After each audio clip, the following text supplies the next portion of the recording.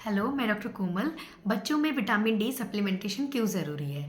Vitamin D की अगर कमी होती है बॉडी में तो उससे कैल्शियम और फास्फोरस का एब्जॉर्प्शन भी कम हो जाता है।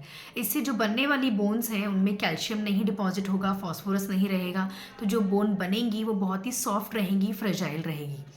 इससे बच्चों में जो चलना फिरना है, जो उनके माइलस्टोन अचीव होने हैं उस पे असर हो सकता है। रिकेट्स नाम की एक बीमारी होती है वो हो सकती है। बच्चों में जो डेंटेशन है यानी कि जो दांतों का आना है वो भी डिलेड हो सकता है।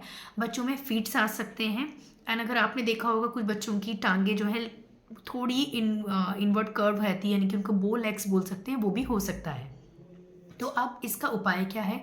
इससे हम कैसे अपने बच्चों को बचा सकते हैं? तो देखिए, बहुत ही सिंपल तरीका है विटामिन डी सप्लीमेंटेशन का। बर्थ से लेकर 1 साल तक के बच्चों को हमें विटामिन डी सप्लीमेंटेशन करना होता है मिनिमम। तो वो मार्केट में 2 फॉर्मुलेशन में अवेलेबल है। हमारे विटामिन डी की जो प्रिपरेशन अवेलेबल है वो ये है कि एक आती है 400 इंटरनेशनल यूनिट 1 ml में, 400 इंटरनेशनल यूनिट पर ml, और दूसरी अवेलेबल रहती है 800 इंटरनेशनल यूनिट पर ml। तो देखिए, अगर आप 800 इंटरनेशनल यूनिट वाला अगर यूज़ कर रहे हैं तो आपको 0.5 ml देना है दिन में एक बार, और अगर आप 400 इंटरनेशनल यूनिट वाला यूज़ कर रहे हैं तो आपको देना है 1 ml दिन में एक बार। 1 साल तक से बच्चों की जो ऊपर हैं उन्हें भी हम ये विटामिन डी सप्लीमेंटेशन कर सकते हैं। उनमें हमें 600 इंटरनेशनल यूनिट देना होता है। अ, अब आप पूछेंगे कि विटामिन डी की कमी हमारे बच्चों में होती क्यों है?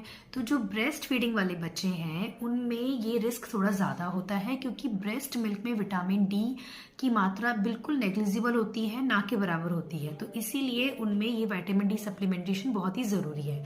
जो बच्चे फॉर्मूला फीड पर हैं टोटली पूरा पूरा अगर फॉर्मूला फीड पर है और उनका फॉर्मूला इस 400 इंटरनेशनल यूनिट पर डे वाली रिक्वायरमेंट को फुलफिल कर रहा है तो उन बच्चों में इस सप्लीमेंटेशन की अलग से कोई ज़रूरत नहीं है।